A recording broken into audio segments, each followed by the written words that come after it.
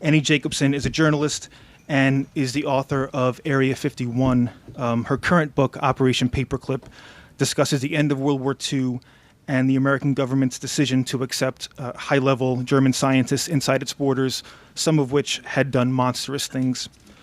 This decision accelerated U.S. scientific capabilities, but also brought into question its ethical standing. So to talk about that, please welcome Annie Jacobsen.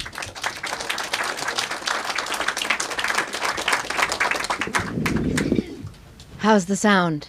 Good. Thank you so much, Politics and Prose, for having me, and welcome, everyone. I'm Annie Jacobsen. I'm going to talk to you tonight about Operation Paperclip, and I really want to thank everyone for coming. It's really my favorite part of the book tour, and really writing the book is just being able to look people in the eye that read my book and speak with them about it. So I'm going to take you through about 60 slides and tell you a little bit about Operation Paperclip, and then I welcome your questions. One of the things that people often ask me is, why would I write about such a subject? Operation Paperclip was a classified military program. It had a public face. So the idea was that you couldn't very well have 1,600 Germans running around the United States in various military facilities or ultimately in academic institutions and not have an explanation why. And so with the German scientists came a propaganda campaign to call them good scientists. That may be the case. There were 1,600 of them. That may certainly be the case with some of them. And I've actually had people at every one of my book readings so far who had a father or an uncle that was part of Paperclip. But what I will tell you is the men that I focused on had very dark pasts, and I'm going to tell you a little bit about that. So how did I report the story? I was originally working on this book, my first book, Area 51, when I came across these two aircraft designers, and they were the Horton brothers. They designed this aircraft, the Horton All-Wing 5, and you can see it looks remarkably like the B-2 stealth bomber. And when I first saw those two images next to one another, I suddenly realized, without very much more explanation, how much technology we in fact got from the Reich, and I wanted to know more. What I learned was that while the Horton brothers were overlooked for Paperclip, their boss was not. This is their boss. This is Colonel Siegfried Kneemeyer. He was one of the Reich's top 10 pilots, and he flew on spy missions. This photograph here is Kneemeyer about to fly over Norway to choose bombing targets. And Kneemeyer, you see, that's his Paperclip photo there. And when I learned Kneemeyer came to the United States, I wondered how you could go from having Hermann Göring as your boss, as he was. Now keep in mind, Göring was in charge of the German Air Force, the Luftwaffe. Kneemeyer was so important to Göring that in documents he refers to him as my boy. So the question for me in my mind was, how do you have this as your boss and then suddenly have the Pentagon as your boss? I learned that when Kneemeyer retired from the U.S. Air Force in the mid-70s, he was given the Department of Defense Distinguished Civilian Service Award. And that is the highest award that a scientist can get from the Defense Department. And I wanted to know how this could be. I tracked down one of Kneemeyer's grandchildren who courageously agreed to share the story of his grandfather with me, including a box of papers that he had in the attic. And one of the most interesting things that Dirk Kneemeyer said to me and made me know that I wanted to write this story, to research and report it, was he said, Annie, many of my family members say, do not speak about Siegfried's past. But he, being my age, said, a Google search very quickly reveals that Kneemeyer was Göring's right-hand man. And he said he would rather know the truth about his grandfather than not know it. And so that was one example of a seed planted that I knew there is more to be learned about Operation Paperclip. I'm going to take you back briefly to the fall of 1944. This is Germany there in dark blue, and of course the Allies have landed at Normandy. They're going at Germany this way, the Soviets are coming this way, and immersed inside the army soldiers are a group of scientists led by a particle physicist named Samuel Goudsmit. And that operation was sort of the precursor to Paperclip. It was called Operation Alsace. Samuel Goudsmit and his team have one mission. That is to find out about what was known as ABC weapons: atomic, biological, and chemical. They find out very quickly that Hitler's atomic program is not what we had feared. That was lucky for us, but as Hitler told his war and weapons minister, Albert Speer, nuclear science is Jewish science. This is what Hitler said, and therefore that atomic program had not progressed the same way that the biological and chemical weapons had. Very quickly, Samuel Goudsmit, in a small apartment in Strasbourg, France, learns about this man, Dr. Kurt Blum, the Deputy Surgeon General of the Reich. And he also learns about this man, Dr. Walter Schreiber, the Surgeon General of the Third Reich. What Goudsmit finds, and these papers that I looked at were remarkable because they're just a sort of seemingly benign correspondence between scientists. The apartment belonged to a doctor named Dr. Eugen Hagen, once a temperate man, worked in the United States on a Rockefeller Foundation scholarship. And Hagen was writing to Himmler and saying, of the 100 prisoners you sent me, a group of them died in transport. Please send more. And this is a terrifying moment for Operation Alsace because they realize that the Reich is experimenting on humans from the concentration camps to push medical science in a manner that cannot be pushed if you're experimenting on rabbits and guinea pigs. So Dr. Blum and Dr. Schreiber are now on the top of the target list for Operation Alsace and ultimately Paperclip. There you have Hitler and Goering, and of course the third horrible triad of this group of folks who are in the target eye of the Allies is Himmler. And Himmler is overseeing a vast network of state-sponsored slavery. And it's the slaves from the concentration camps that are assembling the weapons. So you have prisoners being experimented on for some of the programs, and you have prisoners being used to build rockets and such for the other weapons programs. As we're moving across Germany, all across the Reich, the Allies are coming across hidden troves of treasure like this. This is a famous photograph of gold, but also in these caves, Allies are finding documents and they're finding weapons. And this is one example. This little innocuous-looking entrance is actually the entrance to Nordhausen, which was the underground tunnel facility where Wernher von Braun, General Dornberger, and many other scientists who would later come to America are working to build the rockets for the Reich. So you see down on the bottom photograph, those are train tracks. The rocket parts would go in, the slave laborers would build them, and out of the tunnels on those trains would come V-2 rockets and body parts. This is the V-2 rocket.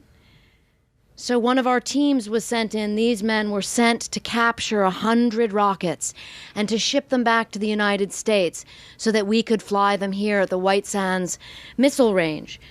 But this is where you really see Operation Paperclip begin, because also at the same time you have the scientists. And you see that an intelligence officer, the program sort of begins in bits and pieces, and one intelligence officer says, we have the rockets, but how about the scientists? This is von Braun, this is Dornberger, and two others who I write about in Paperclip.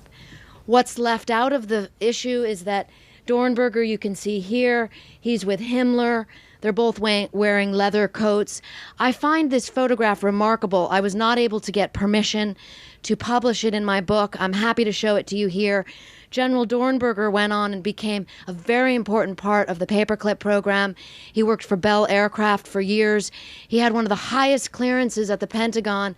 He was a recruiting officer for Paperclip, and nothing was ever mentioned of his past.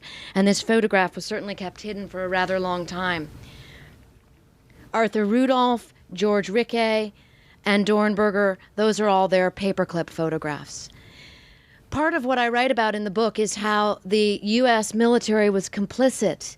And this is a great moral conundrum because we were complicit in needing these scientists to be put forth as the good Germans, as the benign scientists who somehow were hiding out from the Reich. But of course, we know from the photograph with General Dornberger that is a fiction. And for example, nearby at Nordhausen was the Buchenwald concentration camp. And when I traveled to Germany to research the book, this sign really came across to me as really remarkable and something I thought about often. It says, Jedem das Seine. It's an old German proverb, and it means, does everyone get what they deserve? And I often wondered as I was researching and reporting this question, exactly that. The scientists were taken to this castle. Ironically, this had been one of Göring's Luftwaffe headquarters. It's outside Frankfurt, and when I went there also to speak to the old-time caretaker, he had lots of stories, which I write in the book, about what it was like when the U.S. military took over and set up all the scientists that we were collecting throughout the ruins of the Reich.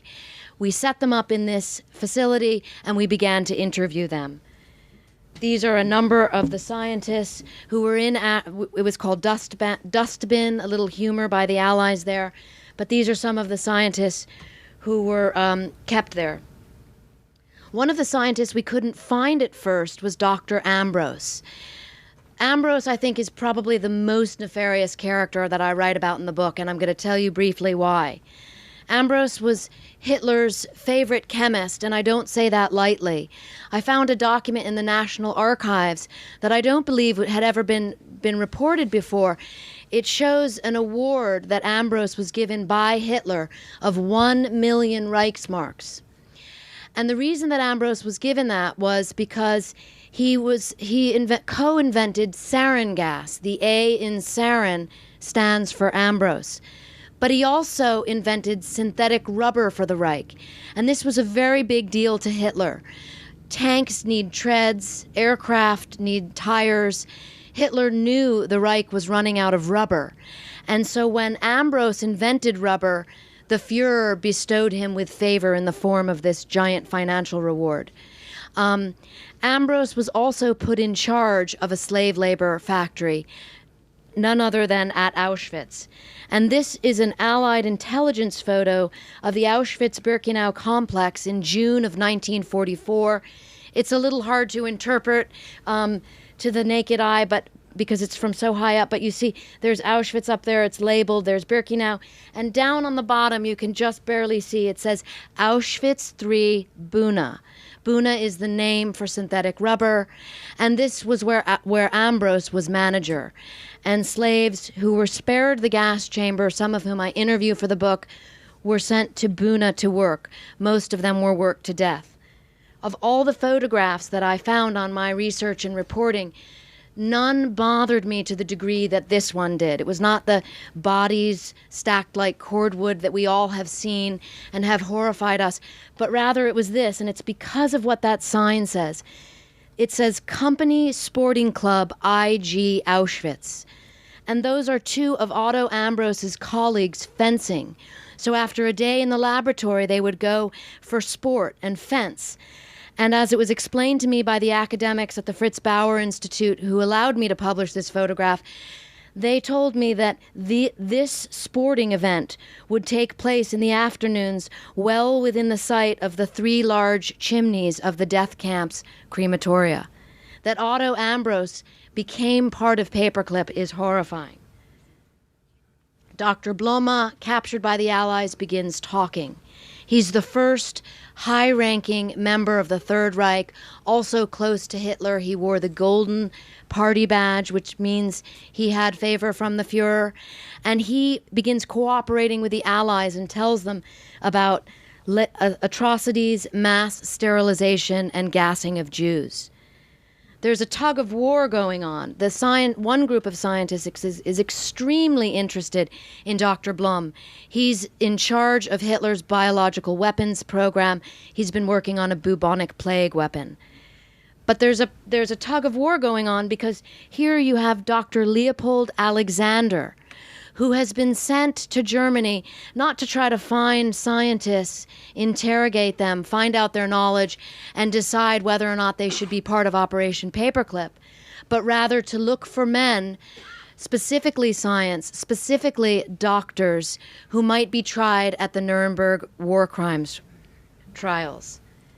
At the same time, you have Harry Armstrong, later the second Surgeon General of the Third Reich. Armstrong is interested in enhancing pilot performance in the United States. The next war will involve pilots who fly high, fast, and far.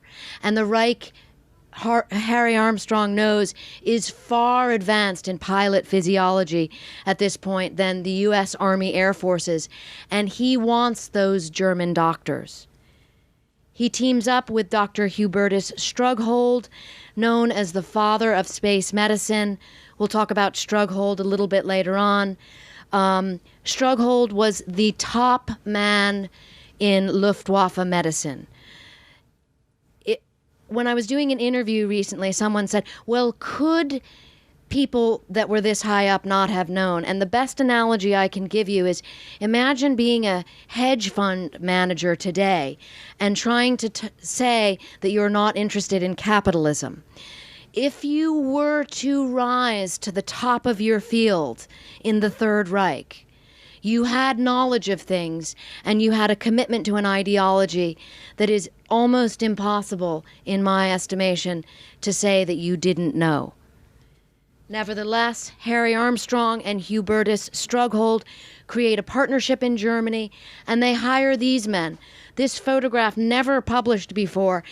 Richard Kuhn is in the center, a very famous Nobel Prize-winning chemist, and many other scientists who would come to the United States as part of Operation Paperclip to work in Texas. But before that happened, there was a knock on the door in the institute where they were all set up to work in Germany before their passage to the United States could be arranged. And that was from, as I told you, Dr. Leopold Alexander. He wanted these three for war crimes, as he wanted Dr. Theodore Benziger. Dr. Theodore Benziger, when I read about his obituary in the New York Times, published in 1999, when Benziger was 94, the New York Times lauded his long career for the U.S. Navy as a doctor. It talked about how he invented the ear thermometer, but it left out entirely that Dr. Theodore Benziger was part of a small group of doctors that worked with Himmler.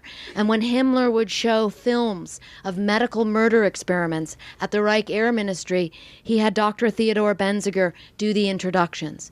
So this kind of whitewashing I found astonishing. And even more troubling, when I looked deep into the Nuremberg files, I found out that Dr. Theodore Benziger was on the initial list to be tried at the doctor's trial. And yet, mysteriously, just 3 weeks before trial, he was released into custody of Harry Armstrong of the U.S. Army Air Forces, and he was on his way to the United States. Part of Dr. Alexander's role was to find witnesses, to find the few survivors of those horrific concentration camp medical experiments and put them on trial. So we had the doctor's trial. There you see Dr. Bloma in the center. He would be acquitted, and he would later become part of Paperclip. And there you see Dr. Alexander with a witness who comes into the story later at the Nuremberg doctor's trial. This is one of the doctors. Someone once asked me, did any of the doctors know each other? And they absolutely did. Dr. Alexander, part of the reason why he was chosen to be the chief medical expert for the Nuremberg trials was that he had grown up in Vienna, and he left when the Nazis took power. So he was a fluent German speaker, and he was astonished to figure out at the doctor's trial that he was in the same medical class with Dr. Biegelbach. Karl Hollenreiner, one of the few survivors of those experiments. I tell this story in the book, but there's so many moments that I came across that are just lost to history.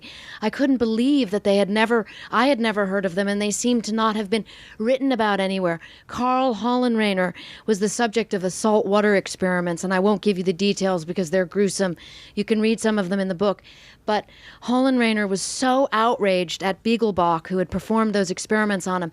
He came into the Nuremberg trials with a dagger hidden in his pocket. And while he was on the witness stand, he leapt off the stand and he tried to stab Biegelbach. And one of the Nuremberg judges was so upset with him because he said, "We are here to show what democracy is all about," that he sent poor Karl Hollenreiner back into the prison with the Nazi doctors. Dr. Walter Schreiber, hold that thought. He was absent from the doctor's trial. He'd been captured by the Soviets. Jumping over to another program briefly and quickly, some of the men who worked for the U.S. Army really felt that this program was terrible, and they didn't want to be working with Nazi potential war criminals. But there was also a Soviet threat, and they felt that it was perhaps the lesser of two evils. Other Army officers really seemed to like these scientists with full knowledge of how complicit they had been in war crimes, and that was very disturbing. General Lukes here was one of them. There he is holding an incendiary bomb. And there he is. I found this actually in General Lukes' personal papers at the U.S. Army Heritage Institute in upstate Pennsylvania. And I'm going to speak for a second about reporting the story and how stories like this get reported. There's sort of an idea that you just file a Freedom of Information Act and magically all these documents appear. And that's, of course, not the case. I often think of myself a bit like a detective, and that you have to really find your way to the story. But when I saw this photograph of General Lukes seeming to enjoy himself at a cocktail party with Hitler's chemists, I decided to track down Lukes' personal papers, which I found at the History Institute. And that's where I found out, I'm going to jump forward, I found General Lukes' diaries. And this is that incredible human element of it all, where, you know, I keep a diary, maybe lots of you do, and you sort of write like things maybe you're not supposed to write. And General Lukes wrote, you know, attended a conference with Dr. Schieber, classified matters. And all along, the Department of Defense had been telling me that Schieber had never been part of Paperclip. That's Schieber. He was SS Brigade Führer. He served on Reichsführer SS Himmler's personal staff. He worked on concentration camps experiments. He was a chemist. There he is wearing the golden party badge I told you about. That means he had favor from the Führer. But the reason that Schieber was never known to be part of Paperclip was because he was later hired by the CIA, and they were able to put a different classification on his papers. So up until this point, Schieber's participation in this program was not known. His courageous family members in Germany also gave me some very interesting information, which I report in the book. But just to show you how high up Schieber was and why it was necessary to keep him a very big secret. There he is. I couldn't get permission to publish this photograph. I'm happy to show it to you here. There he is shaking hands with Hitler in the forest. But ultimately, I was able, through that sort of detective work and finding out about Dr. Schieber's participation in Paperclip, and I was able to get that list, and there it is. That's the official list of all the high-ranking chemical weapons experts on Hitler's roster who ended up working as part of Paperclip. And just a fascinating photograph of Schieber that his family shared with me, and that's when he was working for the CIA. So people often ask, how could this have happened? And this is why. You know, there was a very real threat, and that was the Soviet Union. And the threat was thermonuclear war. Very quickly, the Cold War heated up. And all of those criminals that we had sent to prison, well, we needed Germany as an ally. And so John McCloy, U.S. High Commissioner, he left his position as president of the World Bank and agreed to go to Germany to serve as High Commissioner, and he released the majority of those convicted Nazi war criminals. They had been in Landsberg prison.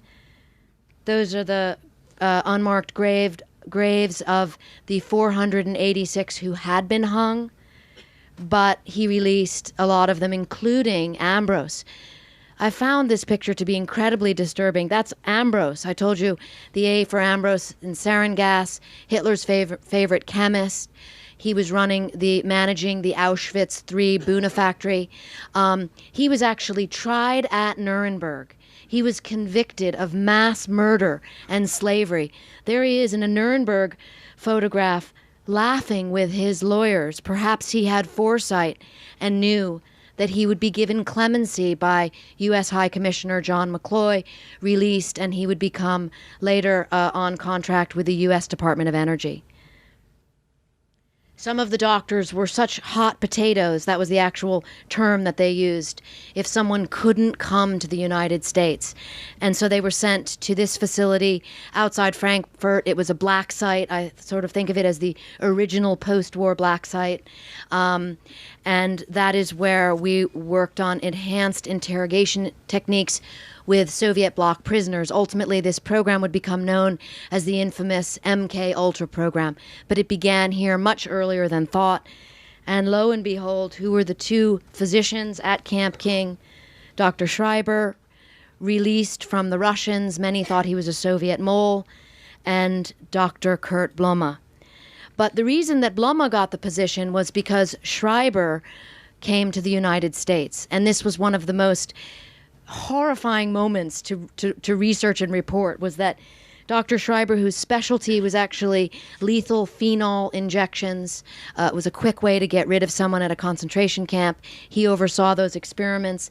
We knew it. We couldn't prosecute him at Nuremberg because he was in the Soviet Union, and he actually was a witness for the Soviet Union at the Nuremberg trials.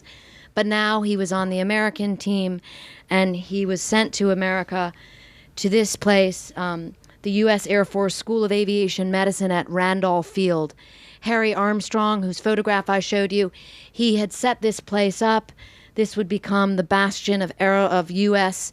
aerospace medicine ultimately.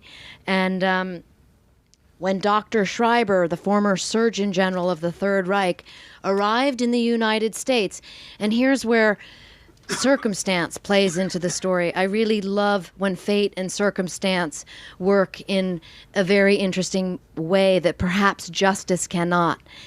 Schreiber, there's a small article in a Air Force medical journal about him, and it just describes him as an ex-Soviet prisoner. This is the former Surgeon General of the Third Reich. That's what it says about him, a little hubris that he had agreed to or wanted to have this article there. And who happened to read that journal at that exact time, at that moment in time in 1951, but Dr. Leopold Alexander, the chief war crimes prosecutor from the doctor's trial. And he was outraged, and he called up Harry Armstrong, who is now the Surgeon General of the U.S. Air Force, and says this man is a Nazi war criminal and there must be some mistake. But there is no mistake. Schreiber is working among these guys, 34 of whom are at Randolph Field working on U.S. space medicine, and they don't want to have to call attention to this, and they do not want to have to let go of Dr. Schreiber. And so there's a dramatic tug of war behind the scenes. Dr. Alexander decides to go to the press. He calls up a reporter from the Boston Globe and says that Schreiber's in the country. But also, as fate and circumstance would have it, at this exact time, I showed you this photograph earlier. This is a witness from the Ravensbrück concentration camp who was part of the medical experiments that Schreiber was part of. She just so happened to be coming to the United States at this time. Dr. Alexander and a colleague in Boston are giving pro bono medical treatment to anyone who is a victim and a survivor of the Nazi concentration camp medical experiments. She's in the United States at this exact time. Just to give you an idea, that's what her leg looked like from some of the experiments. Dr. Alexander and Alexander Hardy, who was assistant prosecutor, together wrote to President Truman and said, Dr. Schreiber must be expelled. And a little bit of justice. This was the article in the New York Times as he left for Argentina. And it says, Nazi physician leaving. So in the end, Paperclip, those 1,600 scientists had different trajectories in their life. I write about what their lives were like in my book, but of course the most famous among them was Wernher von Braun. And Arthur Rudolph, who had been in charge of the underground weapons facility at Nordhausen, where 30,000 slave laborers died building the V-2 rockets. He was one of the few German scientists who was investigated by the Department of Justice, not until 1983, but investigated nonetheless. And Rudolph was given a choice. He could stay here and stand trial for war crimes, or he could go back to Germany, and he chose to go to Germany.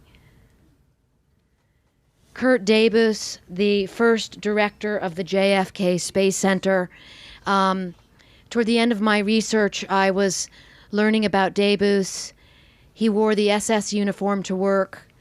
He also, in documents that I read through thoroughly, turned over a colleague to the Gestapo for making anti-Hitler remarks. And there's this incredible moment in the early part of Paperclip where one group of American intelligence officers who are recruiting for Paperclip find Debus's information out, and they notify the Joint Chiefs and the group working at the Pentagon to get this different individual scientists here, and they say, Debus cannot be brought to the United States.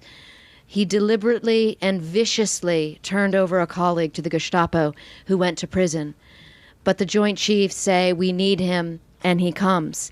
To this day, the National Space Club gives out the Dr. Kurt Debus Award. And there he is. When I asked the director of that award what he says when a journalist asks him, why do you continue to give out an award to a known Nazi, he said that no one had ever asked him that question before. I think ultimately Einstein had it right. Einstein left Germany as soon as the Nazis took power, and his quote was that the reason he had left was because science and justice were now in the hands of a raw and rabid mob of Nazi militia. There he is getting his U.S. citizenship. The majority of the 1,600 Operation Paperclip scientists who came here were given that coveted U.S. citizenship. So I leave you with the last thought, which is Yadem das Seine, that sign over the Buchenwald Gate. We know from a document that Wernher von Braun himself would go to the Buchenwald camp and handpick slave laborers to work on the rockets. So is that really true? Does everyone get what he deserves? I sought out that question. I sought out that answer from all the different individuals that I interviewed. But the best answer that I got came from now 91-year-old Gerhard Maschowski. And as a teenager, he was spared the gas chamber at Auschwitz because he could work. He became a slave laborer at Buna, at that factory that Otto Ambros ran. And I said, Gerhard, is it true, and what lasts? And he smiled, and he pulled back the sleeve of his arm, and he showed me that blue ink Auschwitz tattoo. And he said, this is what matters. This lasts, and it's a record of the truth. I want to thank you all for coming tonight, and I welcome your questions.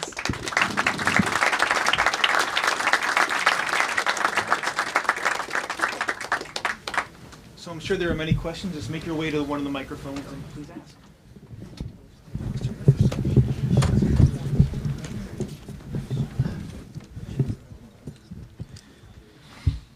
Well, thank you very much.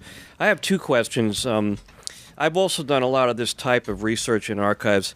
In your research, did you come across any evidence that documents had been destroyed or where you denied documents? And my second question is, what does this say about Allied denazification efforts? Mm-hmm. So the first part of the question, lost or missing is kind of a euphemism for something which I haven't quite figured out. But Otto Ambros would be the best case in point. Otto Ambros, who got that Department of Energy contract. And I think I neglected to mention the worst part of the story was that when Otto Ambros was given clemency by U.S. High Commissioner John McCloy, his finances were fully restored. So that 1 million Reichsmarks bonus came back to him. And I wanted to know how it was that Otto Ambros came to the United States, because he was a convicted Nazi war criminal. He came here, I know, twice, possibly 3 times. And so in filing Freedom of Information Act requests with the State Department, those Ambros files of those travel documents he would have had to have been given special permission always came up lost or missing. And the second part of your question, just remind me if you would. What does this say about Allied denazification efforts? I mean, it was a huge effort. You know, many people were imprisoned, interrogated. Yes. Re-education of Germany. You know, massive changes that occurred. I mean, just your comments and thoughts on the sincerity of these efforts.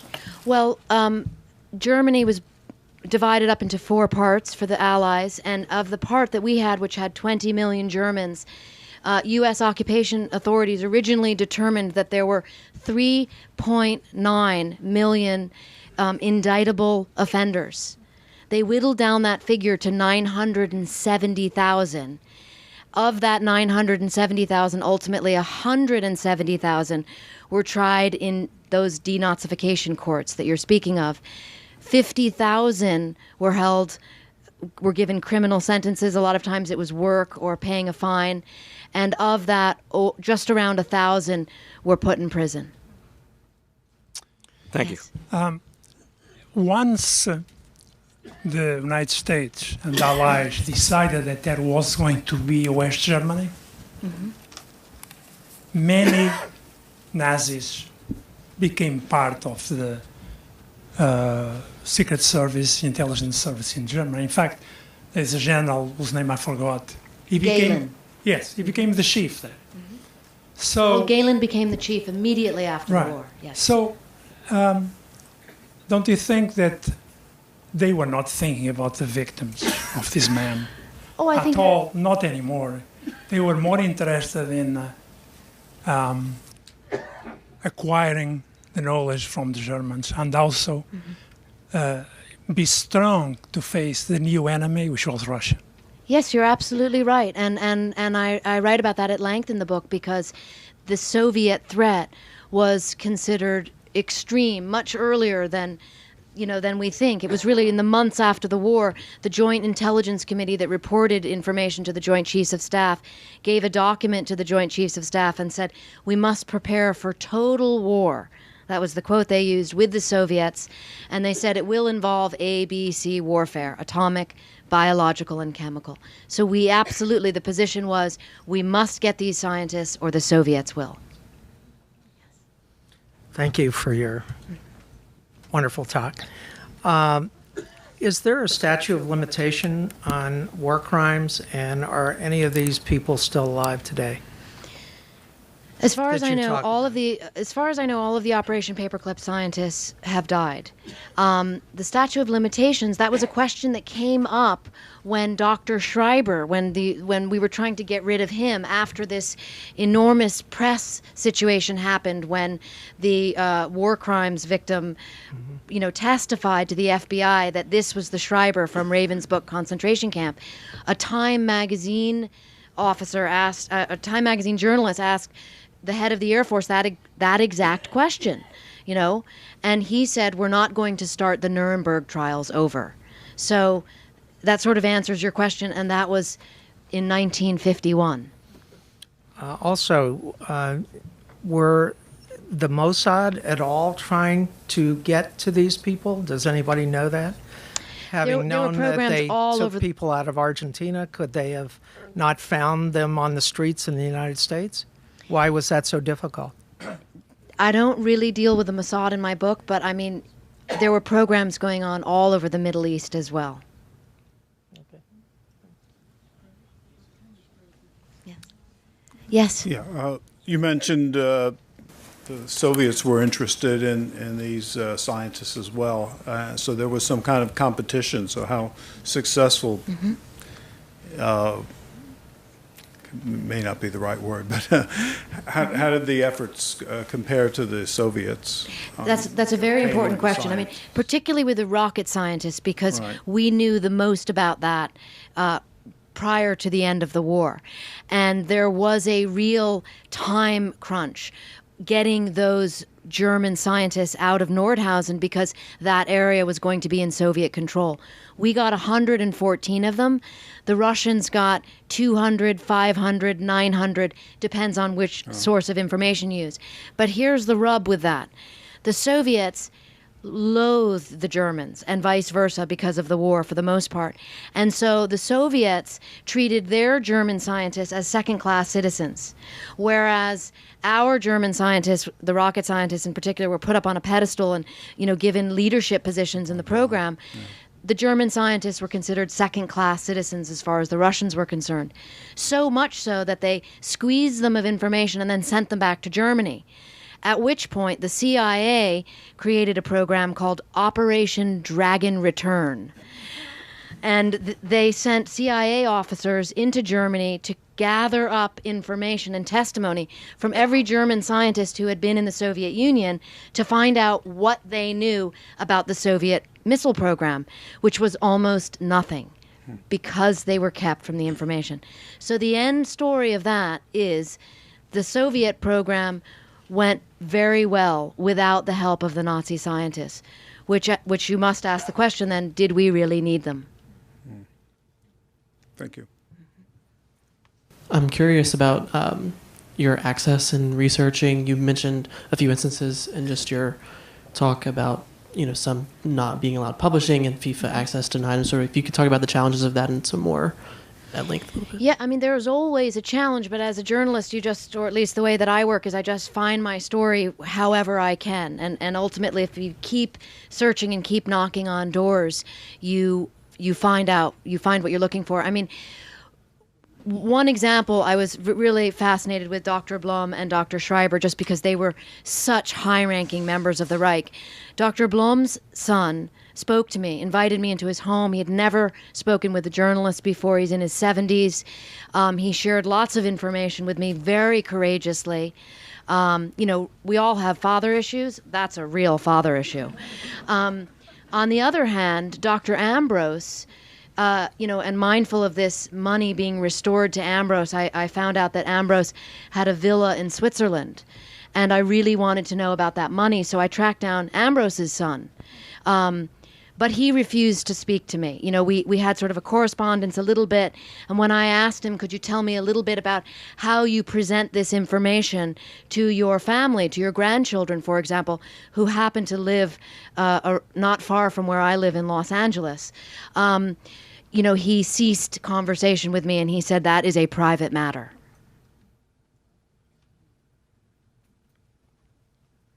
There's got to be more questions. This looks like a curious group. Yes. Yeah. If you want to, just go right up there. Yeah. One has to keep in mind the standards of ethics back then were not what they are now. They were human experiments in the United States, for example, where they inoculated African Americans and Hispanics with the gonorrhea bacteria, etc., etc. So I don't think that the people who brought the Nazis here had very thick skins. Some of them probably were anti-Semitic. If you know some of these characters, they may have been,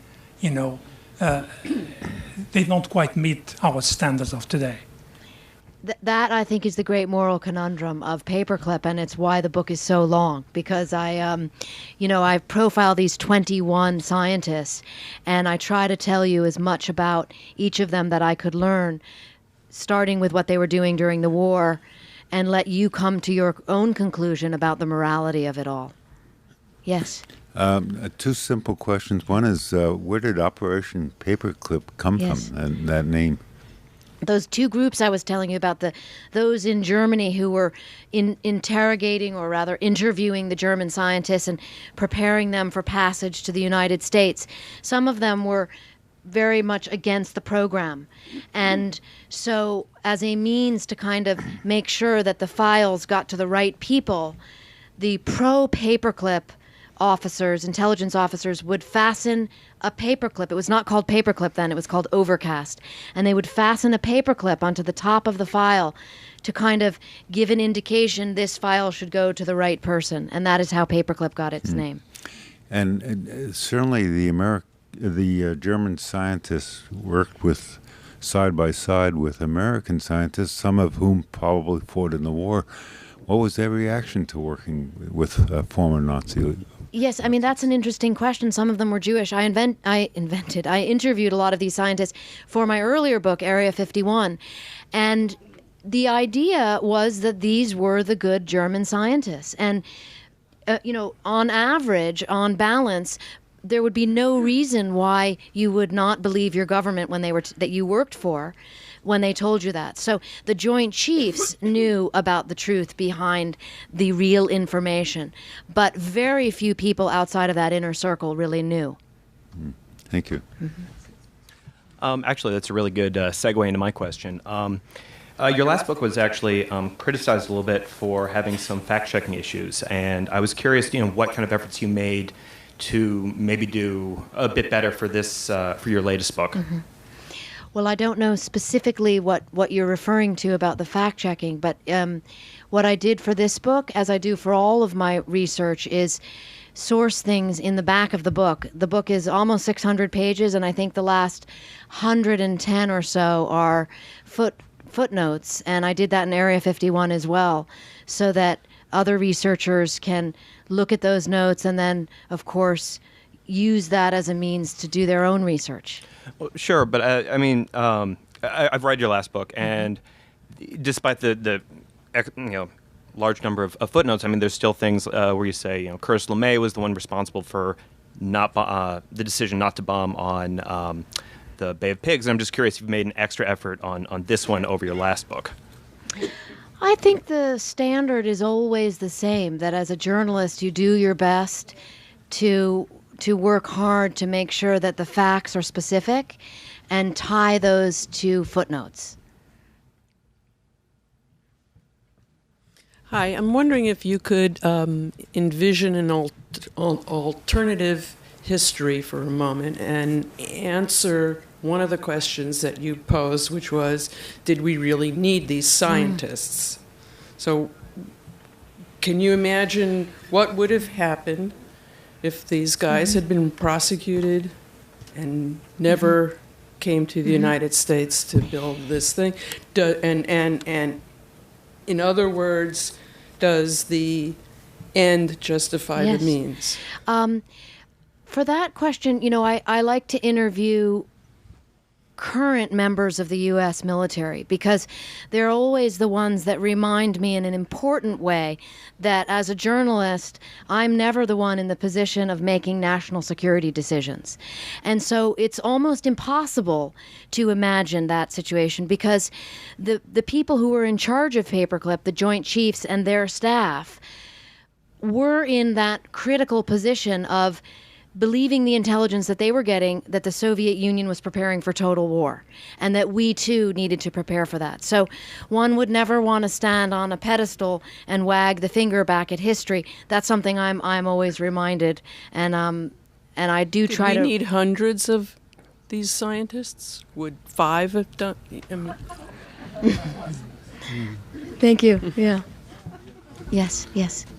Your book treats 21 special cases, the most notorious probably of the group. Did you get any sense of what the nature? My grandfather was one of the less prominent paperclip scientists, and he was a physical chemist. To my knowledge, he was not a war criminal. But does your book talk about how the large majority of them were just actually good scientists, or Well, I would have no way of knowing if they were good scientists because I didn't look at their specific cases. Now, I understand these 21 were outrageous, but most of the relatives of the other 1,519 are running around like me and could tell you something about those people. I mean, yeah, I would say you would need to research your own family history to really know for yourself what went on during the war. I mean, the best example I can give you is Schieber's son claimed to have no idea that his father was on Himmler's personal staff. It's not exactly dinner conversation after the war. And so I don't know. I mean, but interestingly, at every one of my readings, as I said, there has been someone who has been either a child or a grandchild of one of the scientists who came here on paperclip. So no doubt there are other stories to be told. Well, the propaganda worked because my grandfather's family was treated very well in Tennessee, where they were relocated, and he was given later an institute at a university, and he had a good career here in America. He was more than 50 when he was brought over, and he worked until he was 88, and published and so forth. And I mean, obviously, to sell a book, you have to focus on the most outrageous part of it. But I'm just wondering if at any point in the book you talk about this bigger picture. Well, I do talk about the bigger picture, but I'll give you another example. Kneemeyer, his grandson, and I have this conversation often because Kneemeyer was Göring's right-hand man, so the immediate rush to judgment, so to speak, would be how horrible. But what the grandson and I discuss is, Dirk is his name, and his position is, my grandfather was an engineer, and he's been called guilty by association. So I understand and empathize with how complicated an individual story is. But the reason that I focused on these 21 was because I found them the most interesting, and also because I could access their information. Another interesting postscript is that I had the son of one of these, not mentioned in your book, on my faculty. He had a PhD from Berkeley, and in his 40s he decided he wanted to go back and go to medical school, and he went back to the University of Ulm, which took him as an overseas German. I found the whole thing, I told him I thought he was crazy at that point in his life to have done this, but they considered him German. He clearly was on an American passport and had been educated here. Thank you for sharing that. Yeah.